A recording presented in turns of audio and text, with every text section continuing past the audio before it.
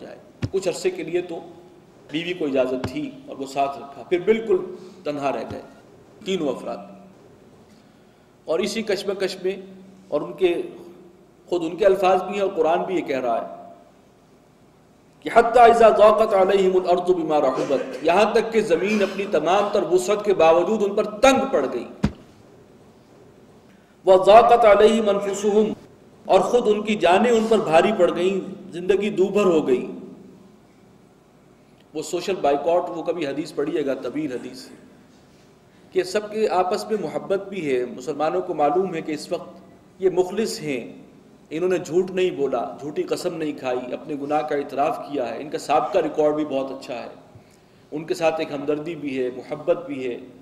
جو ہونی چاہیے مسلمانوں میں آپس میں، لیکن حکم ہے سوشل بائیکاٹ کا، لہٰذا ان سے نہ کوئی کلام کرتا ہے، نہ سوال کا جواب دیتا ہے، نہ ان سے کوئی معاملہ ہو رہا ہے، بالکل وہ یکا و تنہا ہے۔ اور پھر جس وقت یہ آیات نازل ہوئی ہیں، جب ایکسٹریم ہو گئی تھی، تو ہر شخص کی خواہش ہوئی کہ میں پہلے جا کر بتاؤں۔ اب اپنے اپنے گھر میں مقید تھے تقریباً تینوں، ہر مسلمان کی خواہش یہ تھی کہ میں اس کو پہلے جا کر یہ اطلاع دوں۔ رات کے وقت، رات کے کسی پہر میں حضور پر یہ وحی نازل ہوئی ہے صلی اللہ علیہ وسلم، اور فجر میں پھر آپ نے خوشخبری دی کہ اللہ تعالیٰ نے ان تینوں کی توبہ قبول کر لی۔ پھر ایک صاحب نے اپنا گھوڑا جو ہے وہ پکڑا فوراً اور بھاگتے ہوئے وہ گئے، لیکن ایک اور صاحب نے ان سے بھی پہلے بات پہنچانے کے لیے وہ ایک اونچی جگہ چڑھ کر، انہوں نے آواز بھی ان کی بلند تھی، وہیں سے آواز دی کہ خوشخبری ہو، کعب کو آواز دی، اور وہ ظاہر ہے کہ سب کے لیے خوشی کا موقع تھا، تو وہ بڑے خوش تھے کہ حضرت کعب کو ان کی آواز پہلے پہنچی، تو وہ ان کا احسان ساری عمر مانتے ہیں کہ سب سے پہلے اس نے مجھے اطلاع دی، اور اپنے کپڑے جو ہیں وہ بھی فوراً ان کے حوالے کر دیے اس خوشی میں۔ تو ایک عجیب جذباتی سے اس کے مناظر ہیں، اس کے اندر آتے ہیں، اور پوری مدینہ کی زندگی جو ہے، اور صحابہ اور حضور کا آپس کا تعلق، اور صحابہ کا باہمی تعلق، محبت، یہ ساری چیزیں جو ہیں اس کی ایک بہترین منظر کشی ہوتی ہے اس حدیث میں، کبھی موقع ملے تو آپ اس کا مطالعہ کیجیے گا۔ تو بہرحال 50 دن کے بعد یہ آیات نازل ہوئی، وَظَنُّوا أَن لَّا مَلْجَأَ مِنَ اللَّهِ إِلَّا إِلَيْهِ، اور وہ سمجھ گئے کہ ان کے لیے کوئی پناہ گاہ نہیں ہے سوائے اللہ ہی کے۔ ثُمَّ تَابَ عَلَيْهِمْ لِيَتُوبُوا، تو پھر اللہ تعالیٰ ان پر متوجہ ہوا، اللہ نے توبہ قبول فرما لی ان کی تاکہ وہ رجوع کریں۔ إِنَّ اللَّهَ هُوَ التَّوَّابُ الرَّحِيمُ، بے شک اللہ تعالیٰ توبہ کا قبول فرمانے والا مہربان ہے۔ یا ایھا الذین آمنوا اتقوا اللہ وکونوا مع الصادقین، اہل ایمان اللہ کا تقوی اختیار کرو اور سچوں کے ساتھ رہا کرو، صادقین کے ساتھ، نیک لوگوں کے ساتھ، جو صادق الایمان بھی ہوں اور صادق القول بھی ہوں۔ ما کان لأہل المدینۃ ومن حولهم من الاعراب، مدینہ والوں کے لیے اور اس کے آس پاس جو بدو آباد ہیں ان کے لیے ہرگز یہ مناسب نہیں تھا ان یتخلفوا عن رسول اللہ، کہ وہ رسول اللہ سے پیچھے رہ جائیں،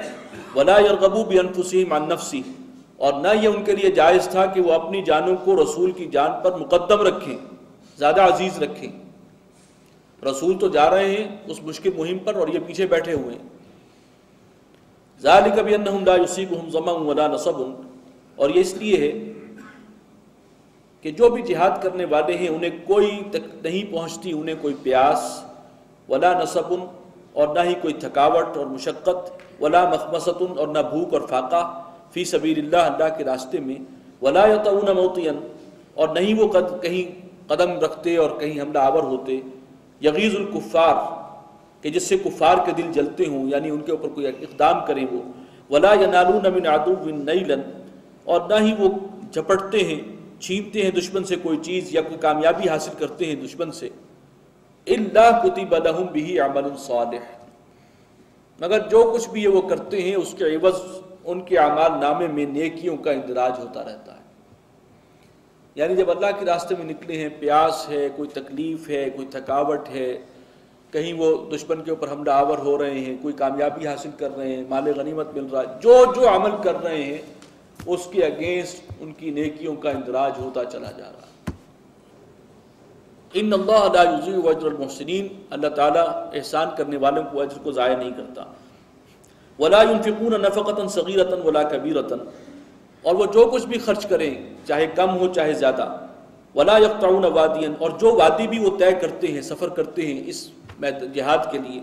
الا کتب لہم، مگر وہ سب لکھ لیا جاتا ہے، ریکارڈ میں آ جاتا ہے، اس کا اجر محفوظ ہے، لیجزیہم اللہ احسن ما کانوا یعملون، تاکہ اللہ تعالیٰ بدلہ دے انہیں بہترین اجر ان کے کاموں کا، بہتر سے بہتر بدلہ، عمدہ سے عمدہ۔ بارک اللہ لی و لکم فی القرآن العظیم ونفعنی وإیاکم بالآیات